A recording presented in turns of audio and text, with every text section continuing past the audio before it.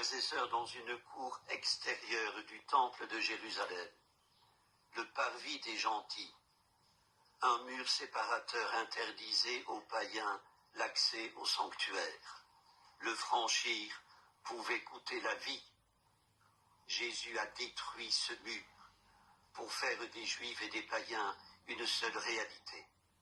C'est la grande nouveauté du christianisme.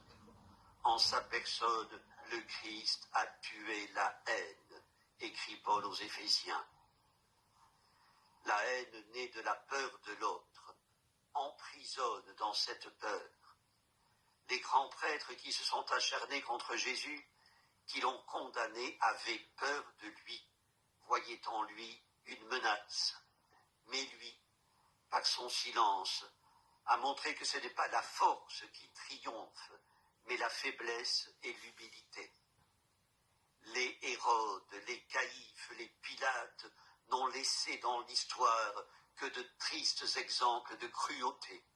Jésus, lui, continue de nous annoncer la bonne nouvelle de la paix, de nous indiquer le chemin de la paix. Frères et sœurs, ce repos dans la paix, le psaume que propose la liturgie de ce dimanche le traduit par l'image du berger et de l'hôte. Le berger fait reposer sur des prés d'herbes fraîches. Il conduit vers les eaux tranquilles. L'hôte prépare la table, répand le parfum sur la tête de celui qui l'accueille. Tout marcheur qui a souffert de soif dans le désert sait ce que signifie l'annonce d'un point d'eau. Quant au parfum que répand l'hôte, il procure le soulagement et rafraîchit.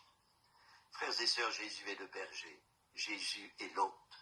Il enseigne la foule qui vient vers lui comme des bergers, comme des brebis sans berger, lui offre une coupe débordante.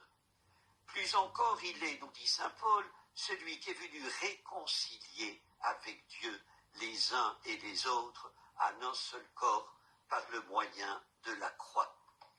Paradoxe des paradoxes, la croix est un instrument de supplice, le plus cruel et le plus hideux des supplices. Elle ne saurait sauver personne. C'est la manière dont Jésus a vécu le supplice de la croix qui sauve. Son cœur transpercé est source de vie, d'amour, pour qui en recueille les gouttes, source de pardon, jouvence de vie. Jésus est venu réconcilier. Frères et sœurs, entre Dieu et l'humanité, la réconciliation est un motif constant qui court tout au long de la Bible. Jérémie l'évoque quand il laisse entrevoir le futur serein et fécond d'un peuple uni, d'un monde où régneront le droit, la justice et la paix, un monde à la construction duquel chaque baptisé doit apporter sa pierre en s'inspirant de celui qui est la source et le fondement de la paix. Frères et sœurs, avoir le souci de se réconcilier, de pardonner, d'abandonner toute rancœur et toute haine, tout repliement sur les offenses reçues, c'est laisser l'amour circuler en nous, un amour qui vient d'ailleurs, c'est restituer l'humain sous l'œil du divin. Il y a quelques années, à l'occasion de l'anniversaire de la libération des camps de concentration, la télévision a montré le témoignage d'une femme déportée à 18 ans. Elle avait participé à une opération de parachutage dans les Pyrénées. Parmi ses souvenirs émergeait obstinément une image. L'appel au matin, sous la pluie glacée de novembre, de milliers de femmes de tous âges, alignées, silencieuses, nues. Elle occupait la première place et à quelques mètres d'elle, un officier allemand ordonnait ce macabre rituel.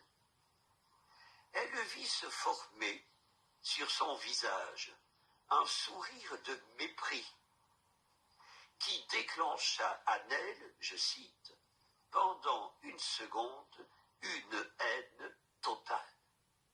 Si j'avais eu une arme, j'aurais été capable de le tuer, dit-elle. C'est la seule fois où où j'ai eu une pensée de haine. La seule fois, lui demanda le journaliste qui l'interviewait. Oui, répondit-elle, je suis sûre, jamais avant et jamais après. Âgée, cette femme célibataire, parce que détruite par la déportation, elle n'avait jamais pu retrouver la joie de son corps.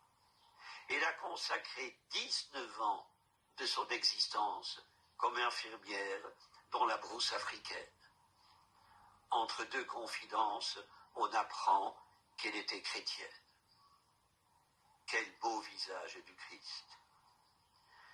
Frères et sœurs, les temps troublés ont toujours été pour les croyants une occasion de témoigner. Ce que nous vivons nous font tout autant une obligation de tuer la haine, de dissiper tout esprit de vengeance, de ne pas enfermer notre ennemi dans la rumination des torts qu'il nous a faits.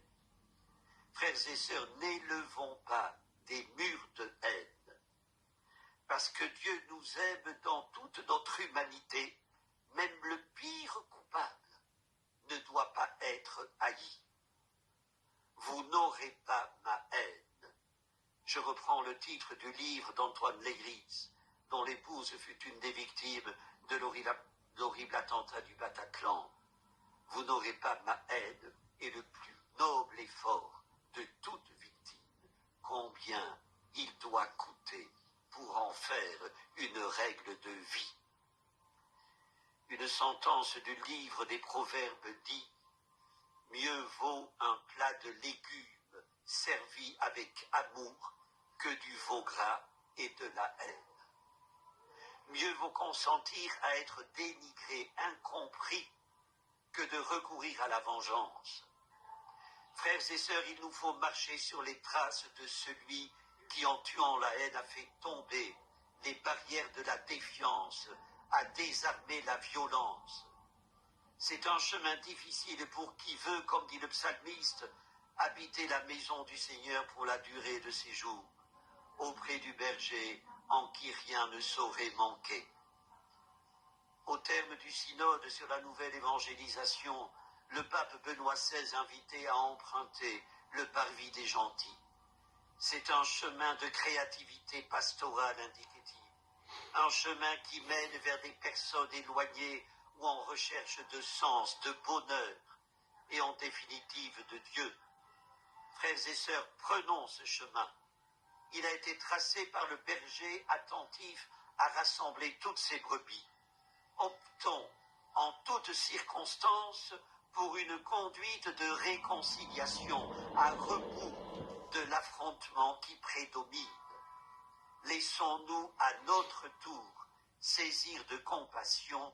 Il n'y a pas d'autre façon d'être chrétien. Amen. Prions le Seigneur. Dieu de l'Alliance, tu appelles et rassembles tes enfants dispersés. Rends-nous attentifs à la voix de ton Fils, qu'il change nos lassitudes en espérance et nous garde dans l'Esprit Saint, lui le seul berger pour les siècles des siècles. Le Seigneur soit avec vous. Que Dieu Tout-Puissant vous bénisse, le Père, le Fils et le Saint-Esprit. Notre-Dame de Lourdes, Notre-Dame de Lourdes, Notre-Dame de Lourdes, Sainte Bernadette, ô Vierge